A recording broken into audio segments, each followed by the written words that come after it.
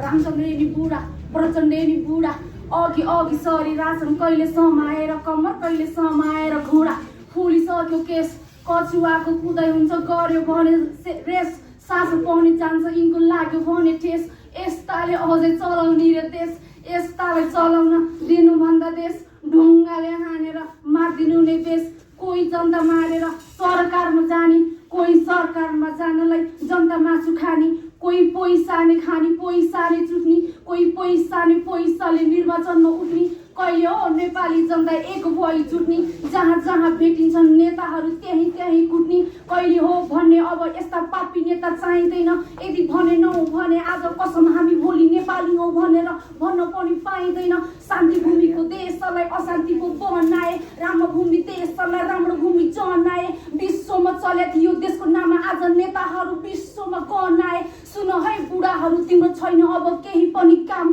भइसक्यो तिमीहरू डाँडा पारीको घाम, भन्दै बस अब हरे कृष्ण हरे राम, नेपाली आमाले जन्माइसकी नेपाली छोरी, अब राख्न विश्वमा फेरि नेपालको नाम।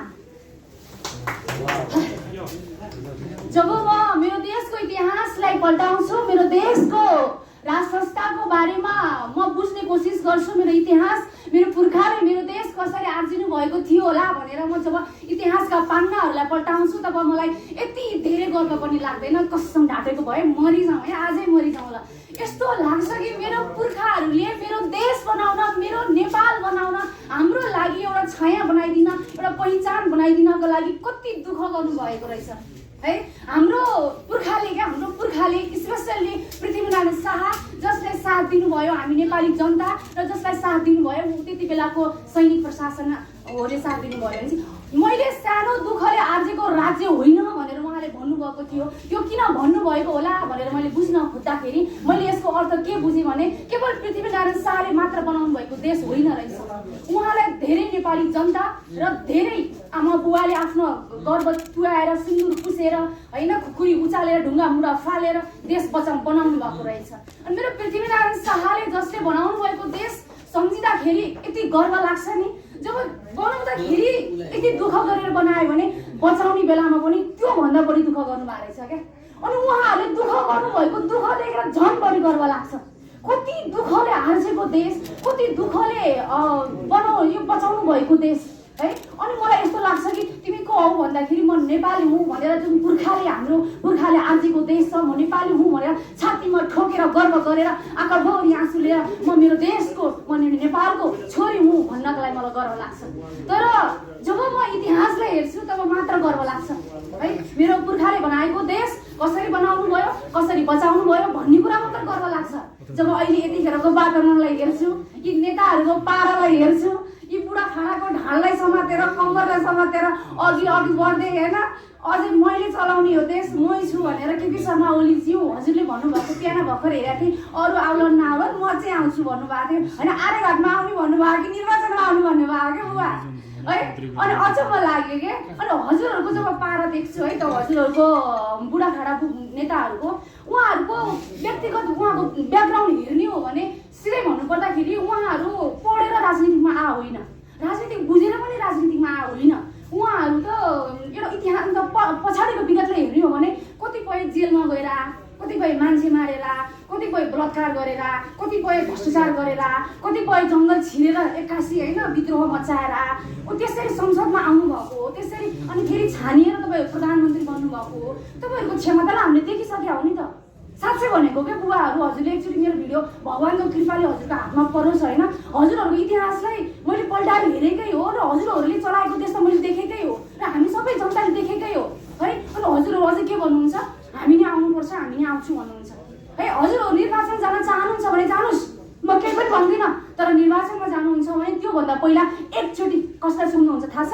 त्यो विदेशको खाडीमा बेचिएका युवालाई सोध्नुहोस्, जो दिन रात आफ्नो परिवारको लागि भनेर खटिएर जीवन र मृत्युसँग लडिरहेका छन्, उनीहरूलाई एकपल्ट प्रश्न गर्नुहोस् त, के देशमा निर्वाचन चाहिएको छ? तपाईँहरूकै कारणले गर्दा उनीहरू बेचिएको हो। तपाईँहरू आज महँगा गाडीमा चढ्ने होइन, महँगा ब्रान्डेड कपडाहरू लगाउने, महँगा घरमा बस्ने, हजुरहरूको यो जीवनशैली र उनीहरूको जिन्दगी हेर्नुहोस् त आकाश पाताल फरक छ। अनि उनीहरूले एकपल्ट प्रश्न गर्नुहोस्, के नेपालमा निर्वाचन चाहिएको छ? ती खाडीमा बेचिएका युवा र युवतीले के भन्ने छन्? यस, नेपालमा निर्वाचन चाहिएको छ केपीमा प्रचण्ड सेरे हजुरहरू निर्वाचन गर्नुहोस् भन्छन्। तिमीहरूको कारणले बेचिएको युवाहरूले तिमीहरूलाई कदापि पनि चाहँदैन फेरि तिमीहरूले यो देशमा आओस् भनेर। म पनि चाहन्न है। तपाईँहरूको बनाएको देशलाई मैले देखेको हो, हेरेको हो, मैले बुझेको हो र हजुरहरूलाई मैले मूल्याङ्कन गरिसकेको छु। हजुरहरूको क्षमता कति छ भने मैले अड्कल गरिसकेको छु। हजुरहरूसँग न कुनै भिजन छ है, न कुनै जनतासँग घुलमिल हुन सक्ने, जनताको नेता हुन सक्ने हृदय छ, न त देशप्रेम नै छ। देशप्रेम हुन्थ्यो भने ठाउँ ठाउँमा सम्झौता गरेर अमेरिकामा अस्ट्रेलिया यता र उता बेचेर होइन गरेका सम्झौताबाट पनि आधा आफ्नो खोल्तीमा हालेर आज तपाईँहरू यस्तो यो सोकिलो जिन्दगी जिउनु हुन्थेन क्या।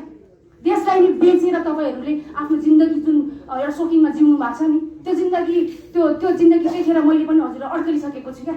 हजुरहरूले यो देश बनाउनुहुन्न भनेर मैले देखेर मैले अभिभावकको रूपमा मान्ने हो भने मैले हजुरहरूलाई मान्नु पर्थ्यो। तर जब म जस्ता युवाहरूले हजुरहरूले भ्रष्टाचार गर्नुभयो, हजुरहरूले बेरोजगार बढाइदिनु भयो, हजुरहरूले देशै बेचिदिनु भयो, ए बुबा ए बाउ तिमी अब निर्वाचन नजाऊ भन्नको लागि रोडमा आएर कराइरहेछन्, बोलिरहेछन्, भनिरहेछन् तै पनि जान्छु हामीले जान्छौँ।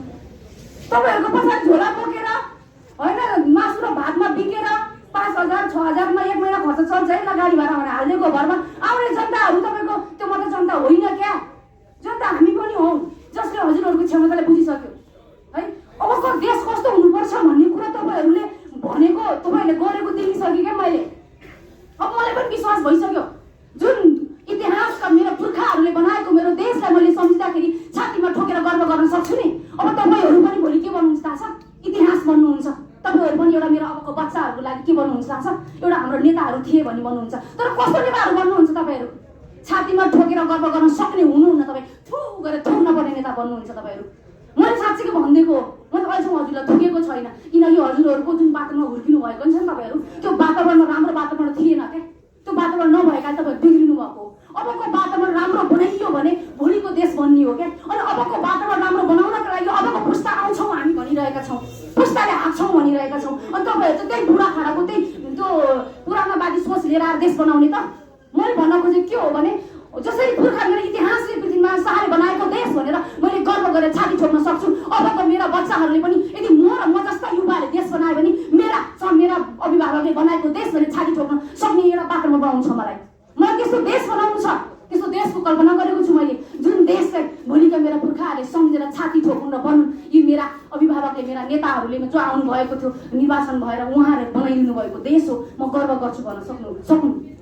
म तपाईँहरूले बनाएको देशमा बसिरहेको छु अहिले यतिखेर। तर मलाई कस्तो लाग्छ थाहा छ? म पहिलोचोटि गोर्खाबाट आएको थिएँ। मैले के भनेर भाइरल भएको थिएँ भने म जबसम्म राजा आउनुहुन्न तबसम्म म माइती घर मण्डलमा अनसन बस्छु। यदि म मरिहालेँ भने पनि मेरो लास राजाले मात्र उठाउनुहोस् भनेको थिएँ। म मर्छु भनेर किन भनेको त्यो बुझ्नुहुन्न तपाईँहरूले? म मर्छु भनेर किन भनेको भने तपाईँहरूको पारा देखेर क्या, यो नेताहरूको पारा देखेर आफूलाई देशप्रेम यति धेरै छ है। अचम्म लाग्छ क्या। यो देशमा जन्मे यो देशको सीमालाई जब मेरो पृथ्वीनारायण शाहले बनाउनु भएको देशलाई यति दुःख गरेर बनाएको देश उहाँले देश बनाउनु भयो भने हामी देश बचाउनु पर्छ जस्तो लाग्छ क्या। अनि यो देशको धर्मले नै राजाको जन्म, धर्मको कोखमा नै राजाको जन्म भएको हो होइन। यो धर्म नै बचाउनु पर्छ, मेरो इतिहासलाई बचाउनु पर्छ, मेरो पहिचानलाई बचाउनु पर्छ भनेर म चाहिँ रात दिन सम्झिन्छु क्या। अनि जब तपाईँहरूलाई देख्छु त्यो नेतृत्व गर्नका लागि कुर्सीमा गएर बसेका बुढाखाडालाई देख्छु, तिनीहरूको पारालाई देख्छु है, यस्तो लाग्छ होइन यिनीहरूले त देशै बेचिदिन्छन् जस्तो लाग्छ। यदि देशै बेचेनन् भने पनि भोलि यस्तो दिन पनि आउँछ। तपाईँ को हो भन्दाखेरि यस्तो गरेर शिर झुकाउनु पर्ने दिन आउँछ क्या। अनि भोलि नेपाली हो भनेर गर्व गर्न नसक्ने भएर बाँच्नु भन्दा त बरु मर्नु नै देश भनेर मैले मर्छु भने हो क्या। कसम त्यस्तो दिन आउँछ। हजुरहरूले देश चलाउनु भयो भने नेपाली हो, नेपाल रोवाला हो, नेपाल रोए पनि नेपाली हो भनेर गर्व गर्न नसक्ने शिर झुकाउनु पर्ने अवस्था आउँछ। मरेसम्म बाँच्नु भन्दा बरु म मर्छु भनेको हो। त्यहाँ बसेर मैले मर्नुभन्दा पहिला मलाई बचाइदिनु नि त। राजा आइदिनुहोस्, हजुर अभिभावकको रूपमा बसिदिनुहोस्। नारी क्रान्ति त म सुरु गर्छु भनिरहेको छु क्या। एउटा आमाले एउटा सन्तानलाई नमालिकन सन्तानको बलात्कार गरेको देख्न सक्दैन। सन्तान अर्काको सन्तान आफ्नो सन्तान एउटै देख्छ। एउटा नारीले एउटा आमा धरती आमामा रगत बगेको छ, धरती आमा रोइरहेकी छिन्, त्यो आँसुलाई बुझ्न सक्छन् एउटी आमाले। र नारीको शक्तिलाई म देखाउँछु, बरु हजुर आइदिनुहोस् न त राजा भनेर मैले अपिल गरेँ। जनतालाई पनि राजालाई लिनका लागि आउनुहोस्, फुल्नलाई लिएर आउनुहोस् भने अपिल गरेँ। सरकारवालालाई पनि तपाईँहरू छोडिदिनुहोस्, आफ्नो नेतृत्व छोडिदिनुहोस्। हजुरहरूको समय सकिसक्यो, अब हाम्रो समय आयो। हामी आफ्नो नीति नियम हामी आफै बनाउँछौँ। हामी संविधान संशोधन गर्छौँ, हामी संविधान च्याप्टर हामीलाई जस्तो हामीले जस्तो नीति बनाउँदाखेरि हाम्रो देश भन्छ हामी त्यस्तै नीति बनाउँछौँ, हजुरहरूले छोडिदिनुहोस् न त भनेर हामीले भन्यौँ। मैले भने स्पेसली सुनिएन, सुनवाई भएन। त्यसपछि मैले सोचेँ हात जोडेर ध्यान गरेर आफू नखाएर जिउ सडाएर साँच्चै म मर्ने रहेछु। तर मलाई मर्न डर थिएन, कसम ढाँटेको होइन, मलाई मर्न डर छैन। भोलिको दिनमा हेर्नु होला, यदि म बाँचिरहेर मैले पनि मेरो देशलाई केही गर्न पाएँ भने यसले भनेकी थिएँ आज गरी भन्नु होला। मलाई साँच्चीको मर्न डर छैन, तर मलाई डर कहाँनिर छ भने मैले मेरो देश यत्तिकै छोडिदिएँ भने यिनीहरू झन् कस्तो बनाइदिएलान्। हामी कराउँदा कराउँदा उफ्रिँदा उफ्रिँदा रोटा रुँदा रुँदा छातीमा गोली खाँदा खाँदा घाइते हुँदा हुँदा त तिमीहरूले यस्तो गरेका छौ भने ल तिमीहरू जेसुकै गराओ भनेर मरिदिनु हो भने देशको हालत कस्तो होला, त्यो एउटा डर लाग्छ। अर्को डर के लाग्छ भने मेरो देशलाई म यस्तो बनाउँछु भन्ने एउटा ममा पनि कल्पना छ, हरेक नागरिकमा कल्पना छ मेरो देश यस्तो बनाउनुपर्छ भनेर। हरेकको घर घरमा गएर एकचोटि हेर्नुहोस्, हरेक फाइल बोकेर बसिरहेका हुन्छन्, यो देशलाई यस्तो बनायो भने यो देशलाई यस्तो गर्यो भने भनेर हर कसैको योजना छ। केही योजना मेरा पनि छन्, म मरेर गएँ भने मेरो योजना कसले पुरा गरिदिन्छ, मैले कल्पना गरेको मेरो देशलाई कसले निर्माण गरिदिन्छ है। मेरो एउटा सपना छ क्या, जुन सपनालाई म मर्न सक्दिनँ, म बाँच्नै पर्छ। तर भिख मागेर बाँच्दिनँ, अब म खोसेर भए पनि बाँच्छु, अब लडेर भए पनि बाँच्छु भनेर म अब बिस्तारै क्रान्ति नै गर्नुपर्ने रहेछ, लड्नु नै पर्ने रहेछ। लातको भूत पातले मान्दैन भने जस्तो लातै हान्नुपर्ने बेला आयो जस्तो लाग्यो मलाई पनि। जस्तालाई तस्तै ढेडालाई निस्तै भने जस्तै मैले पनि गर्नुपर्ने बेला आएको हो त भनेर मैले यो अभियानमा म जोडिन्छु नै भनेर हिजोदेखि म लागेँ। तर यो अभियानमा जोडिने गर्दाखेरि सिधै भन्नुपर्दाखेरि हामी राजा लिएर आएर छौँ राजनीतिमा राख्छौँ वाला अभियान चाहिँ होइन है। यहाँ के छ भने मैले जुन सिद्धान्त मैले जुन विचार अनुसार राजाले लिएर आउन चाहन्छु, जसरी देशलाई मैले बनाउन चाहन्छु, यो कुराहरू पनि यहाँ छ। जस्तै रक्तपात नभइकन शान्तिपूर्वक अबको परिवर्तन गरौँ न त। जेनजीहरू घाइतेहरू 20 दिन भइसक्यो रोटामा बसेको, उनीहरूको न्यायको लागि कोही पनि आएका छैनन्, न्याय पाउँदैन। सिधै प्रधानमन्त्री सुशीला कार्की आमाले त सिधै भनिदिनु भएछ तिमीहरूलाई म न्याय दिन सक्दिनँ, मलाई प्रशासनले साथ दिएन भन्नुभएछ। तपाईँलाई प्रशासनले साथ दिएर पुलिस प्रशासनले साथ दिएर भने तपाईँ राजीनामा दिनुहोस् न त। तर तपाईँलाई टाउकोमा बन्दुक राखेर ओइ आमा त निर्वाचन गर्छिस् गरिदिनुहोस्, नभए त मर्छिस् भने तपाईँलाई कसरी भनेको छ? गर्न सक्ने के अरे माग पुरा गर्न सक्नुहुन्न भने राजीनामा दिनुहोस्, विकल्प छ त, तपाईँलाई गर्नै पर्छ नि, बाध्य छैन है। अनि तपाईँहरूलाई निर्वाचन गरेन भनेर लछारिँदैन, बरु निर्वाचन गर्नुभयो, हाम्रो इच्छा आकाशभन्दा बाहिर निर्वाचन गर्नुभयो भनेर चाहिँ तपाईँहरूलाई लछारिन्छ। र यो कार्यक्रम चाहिँ किन भएको छ भने जेनजीहरूको माग पुरा गर, जेनजीहरूको कुरा सुन, घाइतेको कुरा सुन, शहीद परिवारको कुरा सुन, एकचोटि बोलाऊ बोलाऊ बोलाऊ बोलाऊ भनेर पत्रचार गरेको 15 दिन भयो बोलाएनौ। त्यो पत्रचारको एकचोटि मूल्य राख त्यसको लागि।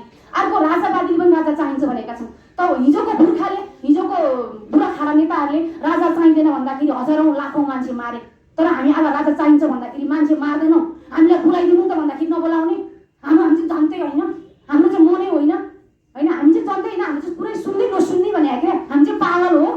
हिजो चाहिँदैन भन्दाखेरि मान्छे मारेर राजा फाल्न पाए, आज हामी राजा चाहिन्छ तर नमारिकन राजा ल्याउँछौँ त भन्दाखेरि सुनवाई नै नहुँदो रहेछ। हामीले पनि बोलाउनुहोस् न त, र नेताहरूलाई पनि बोलाउनुहोस्। तिमीहरूको भिजन छ भने, तिमीहरूको योजना छ भने, देशलाई हाँक्न सक्ने अझै पनि तिमीहरूसँग योजना छ भने टेबलमा बस, कुरा गर होइन। सबैलाई समेट्नु पऱ्यो क्या। प्रधानमन्त्री भनेको कुनै एउटा पार्टीको हुने होइन क्या। म आज राजावादी थिएँ र मलाई बोलाइएन, प्रधानमन्त्री सुशीला कार्की आमाले मलाई बोलाउनु भएन। अचम्म लाग्छ, उनी त गणतन्त्री आमा पो रहेछन्। साँच्चीकै आमा हुन्थिन् भने त एउटा म राजावादी छोरी नभनिकन एउटा छोरी रोटा बसेकी चाहिँ सायद मेरो माग सम्बोधन गर नगर त्यो अलग कुरा, तर एउटा छोरी रोटमा बसेकी चाहिँ भनेर बोलाउन सक्थिनौ आमा? तिमी त गणतन्त्री आमा परिछौ, तिमीले मलाई बोलाउन सकेनौ। त्यही नजिकको एउटा अर्को व्यक्ति छटपटिरहेको थियो 10 दिनसम्म अनसन बसेर, उसलाई बोलायौ, उसलाई भेट्न बोलायौ, तर मलाई बोलाएनौ। तर ठिकै छ, तिमी गणतन्त्री आमा हौ, तिमी आमा होइनौ, तिमीले बोलाएनौ, ठिक छ। तर अब यो जुन अब 23 गते हुन गइरहेको छ यो आन्दोलन भन्दा पनि तपाईँलाई दबाब दिनको लागि हो, तपाईँलाई प्रचार गरेर पठाइएको हो, मैले पनि रुँदै पठाएको हो। ए आमा, त्यही जसले गर्दा हाम्रो सिन्दुर पुसियो, गर्व वृत्तियो, जसले गर्दा हामी दिदीबहिनी बलात्कार भए, जसले गर्दा गरिबी अत्याचारहरू दिनदिन बढ्यो, भ्रष्टाचार बढ्यो, अन्याय बढ्यो, गरिबी के अरे बोल्न पाइएन, न्याय पाइएन, ती व्यक्तिहरूलाई फेरि निर्वाचन नलाउनु न आमा भनेर भन्दाखेरि तपाईँलाई रुँदै प्रचार गर्दाखेरि तपाईँले सुन्नु भएन। तपाईँले त ठाउँ ठाउँबाट पत्र पुगिसकेको छ मलाई हामीलाई बोलाउनुहोस् बोलाउनुहोस् बोलाउनुहोस् भनेर, तर तपाईँले सुन्नु भएन। अब तपाईँको कानमा कानगुजी छ कि भनेर कानगुजी निकाल्नको लागि, तपाईँ कतै मस्त निन्द्रामा हुनुहुन्छ कि भनेर तपाईँलाई बिउझाउनको लागि कतै तपाईँ लट्ठ परेर कसैको भाषण र माया र मोहमा या कसैको धम्कीमा अल्झेर बस्नु भएको छ कि भनेर तपाईँलाई झकझक्याउनको लागि, तपाईँलाई हल्ल्याउनको लागि, तपाईँलाई बिउझाउनको लागि, तपाईँलाई तर्साउनको लागि र तपाईँलाई एकचोटि बन्द भएको आँखा खुलाउनको लागि हामी रोडमा आउन लागेको हो। हामीलाई पनि त्यसपछि छलफलमा बोलाउनुहोस्, के छ अब सबैको जनताको माग के छ त भनेर सबैलाई बोलाएर एउटा निकासको बाटो दिनुहोस् भन्नको लागि हामी त्यस गरी आउन लागेको हो। र यो म आउने होइन, मेरो माझ आउने होइन, राप्रपा आउने होइन, यहाँ सम्पूर्ण नेपाली जनताको आवाज बोकेर एउटा ठाउँमा आउने हो। अब सरकारलाई शान्तिपूर्वक हामी दबाब दिन्छौँ, हामीलाई बोलाउनुहोस्,